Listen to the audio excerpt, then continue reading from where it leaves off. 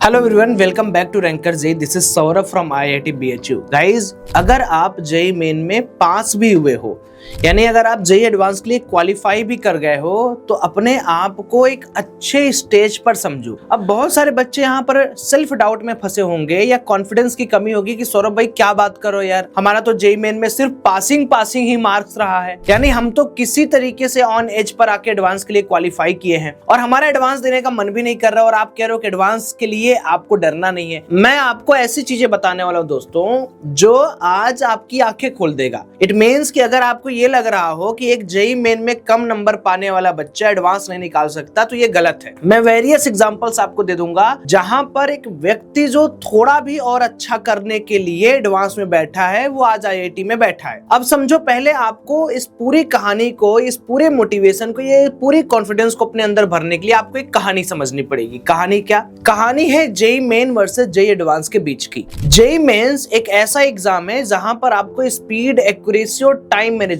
ये तीनों को सबसे पहले मास्टर करना पड़ता है, देन आपको प्रॉब्लम सॉल्विंग स्किल मास्टर करना पड़ता है। अगर आप कितने भी अच्छे हो प्रॉब्लम सॉल्विंग स्किल में, आपको सब आता है, आपके पास सारे कॉन्सेप्ट्स रटे हैं, बट अगर आपकी स्पीड, एक्यूरेसी, टेम्परामेंट, एनवायरमेंट और थोड़ा सा भी फोकस डाइल्यूट हुआ, तो आपका सब चौपट। क्योंकि 3 घंटे में आपको फिजिक्स, केमिस्ट्री, मैथमेटिक्स करने हैं। लेकिन अगर कोई बच्चा यहीं पर एडवांस के बारे में पूछे, तो एडवांस बिल्कुल अलग है। एडवांस में 2 पेपर होते हैं ऑनलाइन बेसिस पर, और एडवांस में इतना अधिकतर समय होता है दोस्तों कि आप आराम से चाय पियो, नाश्ता करो, नाश्ता करते करते एग्जाम दो। मैं अपने समय की एक बात बताता हूँ। जब मैं जेई एडवांस के एग्जाम दिया था, उस समय जेई एडवांस के एग्जाम ऑफलाइन होता था, तो आईआईटी बीएचयू के कैंपस में मेरा एग्जाम भी पड़ा था सौभाग्य से। तो जब मैंने दिया था, मैं अलती पलती मार के आराम से बेंच पे बैठा था, और वो लोग मिट्टी वाले जो कुल्हड़ होता है उसमें लाके पानी पिला रहे थे, तो मैं खूब पानी पी रहा था, खूब एग्जाम दे रहा था। तो मैं आपको एक चीज बता रहा हूं कि जेई मेन और जेई एडवांस में देखो कितना वास्ट डिफरेंस है।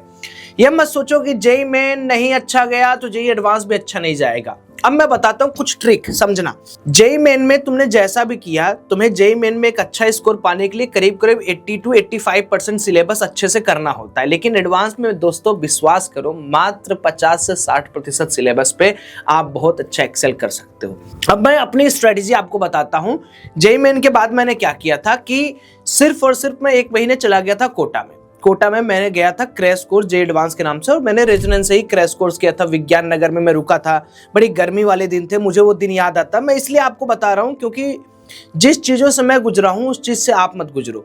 आपको टाइम है अभी भी, जो भी आपके पास टाइम बचा हुआ है उसको एक्सेल करने के लिए आज सारी किताबें आप अपनी बंद कर दो। अगर आपको लगता हो कि सौरभ भाई ये कर लेंगे, वो कर लेंगे, ज्यादा टाइम आपके पास बचा नहीं है दोस्तों। आपको क्या करना है पता है?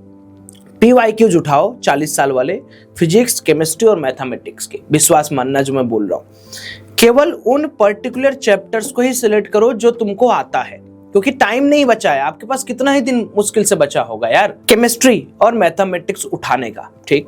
एक एक सवाल को, जो भी एनालिटिकल एंड डिस्क्रिप्टिव क्वेश्चंस आए हैं, एमसीक्यू छोड़ दो, मैट्रिक्स मैथ छोड़ दो, पैराग्राफ छोड़ दो, सिर्फ वो सवाल जो एनालिटिकल एंड डिस्क्रिप्टिव नेचर के हैं, ये इंटीजर टाइप के हैं। ध्यान से समझिएगा, आपको अभी अपना पूरा कॉन्सेप्ट स्ट्रॉन्ग करना है। एनालिटिकल एंड डिस्क्रिप्टिव प्रॉब्लम उस चैप्टर के कर जाओ, केवल कर जाओ ना।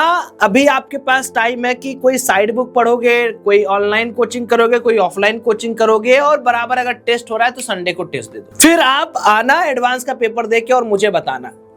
ये राज की बात किसी को नहीं पता एडवांस में कैसे अपने रैंक बूस्ट करें, और मैं आपको ये बता रहा हूं। आप एमसीक्यू लगा लोगे PYQs का, आपको कोई मजा नहीं आने वाला, कुछ भी आपको गेन नहीं होने वाला। क्यों? क्योंकि मैक्सिमम सवाल जो एडवांस में आता है वो PYQs का एनालिटिकल एंड डिस्क्रिप्टिव को ही बना देते हैं। Paragraph, integer, match the following, objective, MCQ 1 type, MCQ 2 type, partial mark वाले। समझ रहे हो मेरी बात? तो आज ये निर्णय कर लो कि पहला काम थोड़ा ज्यादा पढ़ना है। पॉइंट नंबर 1, रिवीजन कर लेना, रिवीजन अच्छे आपके होने चाहिए। पॉइंट नंबर 2, खरीद के लाओ 40 साल का PYQs बुक, चाहे फिजिक्स, केमिस्ट्री, मैथ तीनों का। Third, select your own chapters, दूसरे के बातों पर मत जाओ। दूसरा कह रहा है इलेक्ट्रोस्टैटिक्स पढ़ो, मत पढ़ो यार, तुम्हें नहीं आता मत पढ़ो। 5 उंगलियां बराबर नहीं है तो 5 बच्चे बराबर नहीं है, सारे बच्चे बराबर नहीं है, सबके IQs बराबर नहीं है, ठीक है? आपको जो है आप अपना चैप्टर खोज लिए। Point number 4, analytical and descriptive या इंटीजर टाइप के सवाल को ही केवल सॉल्व करना है। उसके बाद जो सवाल आप सॉल्व कर रहे हैं उसमें एक अटेम्प्ट, 2 अटेम्प्ट दीजिए, नहीं समझ में आ रहा है सोल्यूशन देख के उनको समझने की कोशिश करिए। यू नीड टू मेंटेन और स्पीड एंड एक्यूरेसी। एक ही चैप्टर में पढ़े रह जाओगे, आपको टाइम मैनेजमेंट आज से सीखना है। अब जैसे एडवांस का एक नेचर बताता हूँ, एडवांस वाले जानबूझ के ऐसा करते हैं, जैसे 2016 में इन्होंने किया था, फिर 2021 में इन्होंने किया था, ये आपको ऐसा सवाल दे देंगे कि उसमें एक बच्चा उलझ के रह जाएगा।